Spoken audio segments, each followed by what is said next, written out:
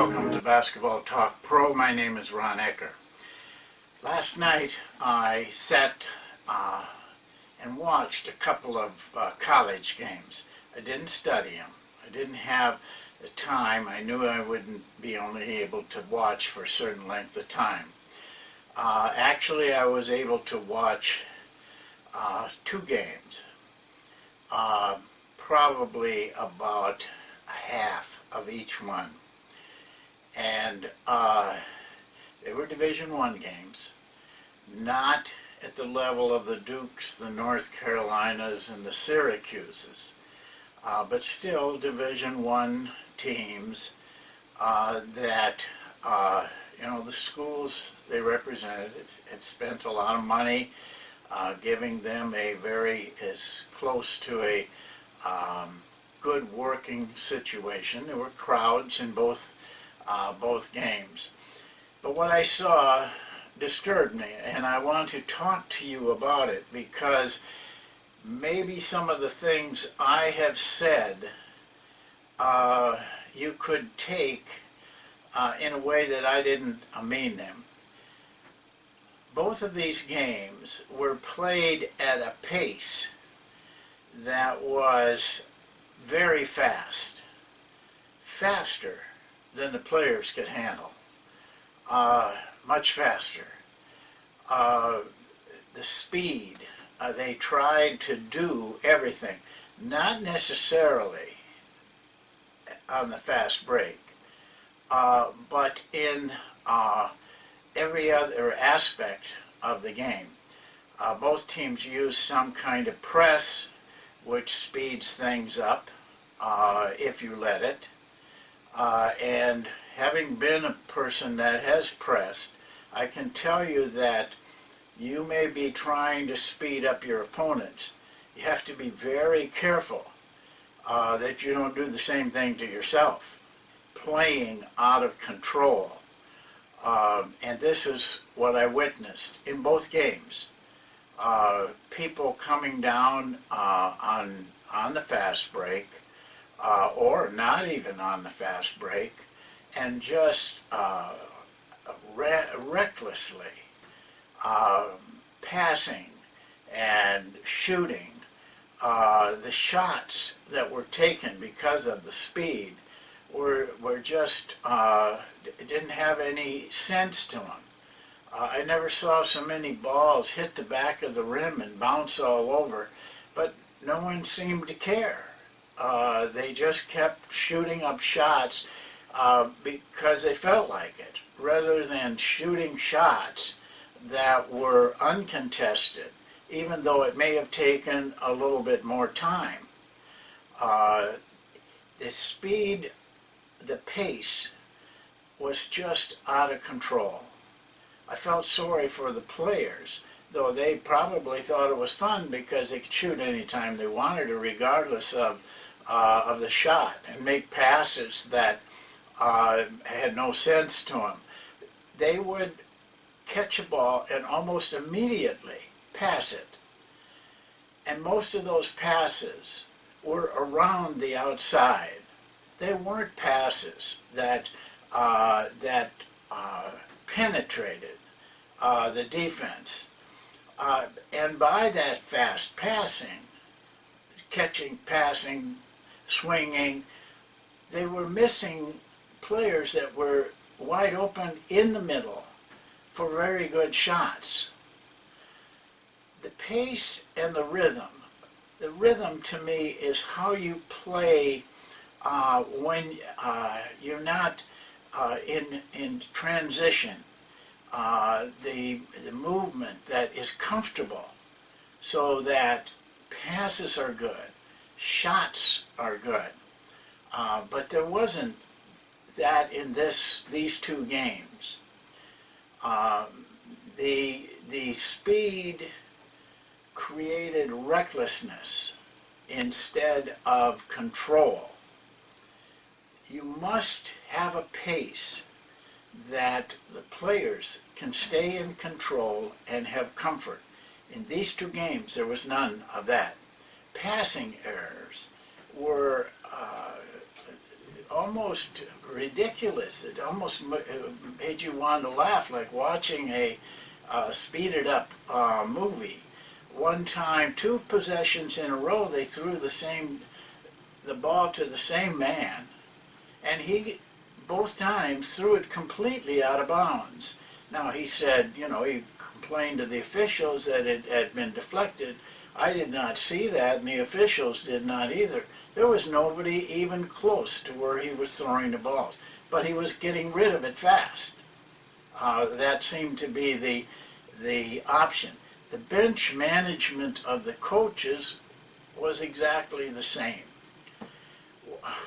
One time I saw 3 coaches, the head coach and 2 assistants, all of them screaming wildly at their players.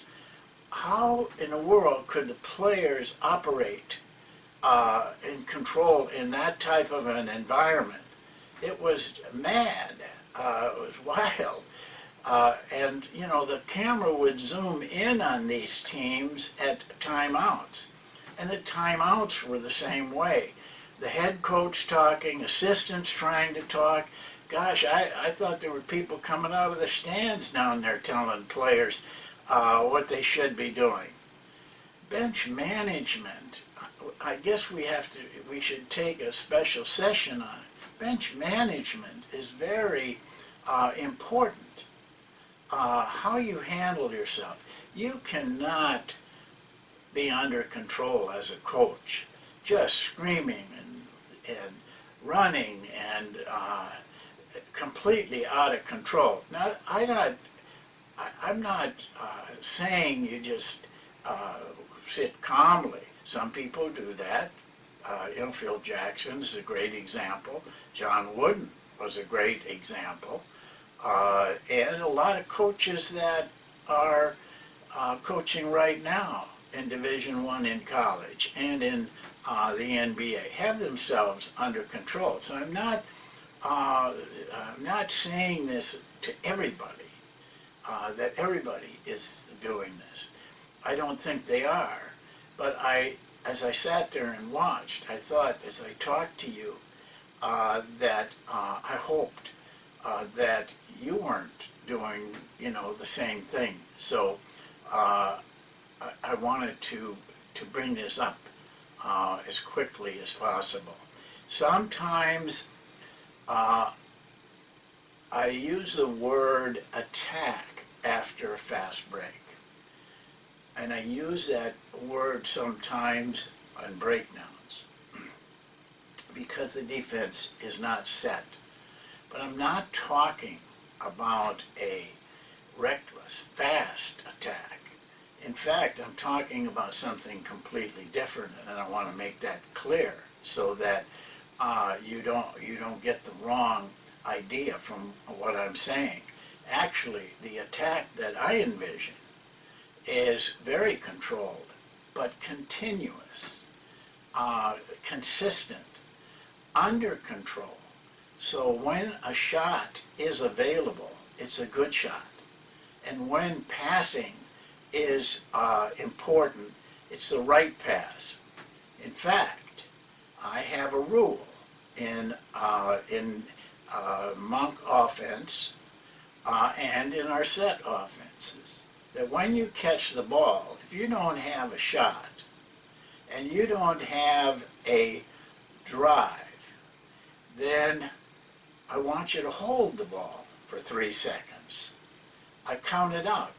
On the films you see, you hear me counting it because I want you to have the time to look for people cutting into the middle and looking to cut for good shots. When you speed up your passing, you overlook many opportunities, and you end up in bad shots and bad passes. So I wanted to make that clear, that the pace isn't recklessly fast. It's consistent. It's persistent, ruthlessly feeling and in working to find openings. And when the opening is there, that you are under control enough to make the correct pass and make the correct shot. I think I've seen this so much. When I went to China for the first 2 months, the pace was just out of line. Even when you see the film that I'm building for the course that we're going to show, is the pace is completely out of line. It took us 2 months to show the players how to play under control, but still be aggressive. I'm not saying take away from the aggressiveness. I'm just saying have it under control. And you see teams that have that kind of coach, have that kind of pace. They don't let it get out of hand. And I think as coaches you have to really look at this and don't try to make your players do something that is beyond their scope. There's a level of pace where all the players can operate efficiently and effectively. Don't take that away from them. Be careful in that area. Well, I want to urge you to look at a part of the game that is very important, to look at the pace of the game, the rhythm of the game. It can't be reckless. It can't be out of control. Eventually, I don't care how talented you are, eventually you will get beat by teams that are under control and are well managed. It happens all the time. And the difference between a Duke, which is under control, though they're aggressive and they move quickly, but they're under control, is not so much in the players as in the system. And the same was true in the NBA of the Utah Jazz and the San Antonio Spurs. When Phil Jackson was coaching the Lakers and the Bulls, those teams were under control constantly. Now, they had coaches that had different personalities. Phil was rather laid back. He believed in calmness, and his teams had it. Jerry Sloan was more volatile, but never out of control. Sometimes his temper would get to him in his competitiveness, but with his players he had control. The San Antonio Spurs, I think, is a model. Their players aren't running around pounding their chest and showing their biceps, and they make a great play and simply run down the floor. That's the control that coach has. You want that kind of control. You can't be out of control if you want your players to be in control. This is a very strong message. I'm not taking this lightly. To me, it's a very important part. And we talk about drills and plays and personal development and all these things. And I think it was time, and I recognized this in watching those games, to talk to you about this factor. Trust me, it is a major factor in having extended success, extending your career, bringing your teams to the level that they can win under championship situations. So please take some time to think about this and to put it into your own coaching and your own team, and you will be rewarded. Thank you.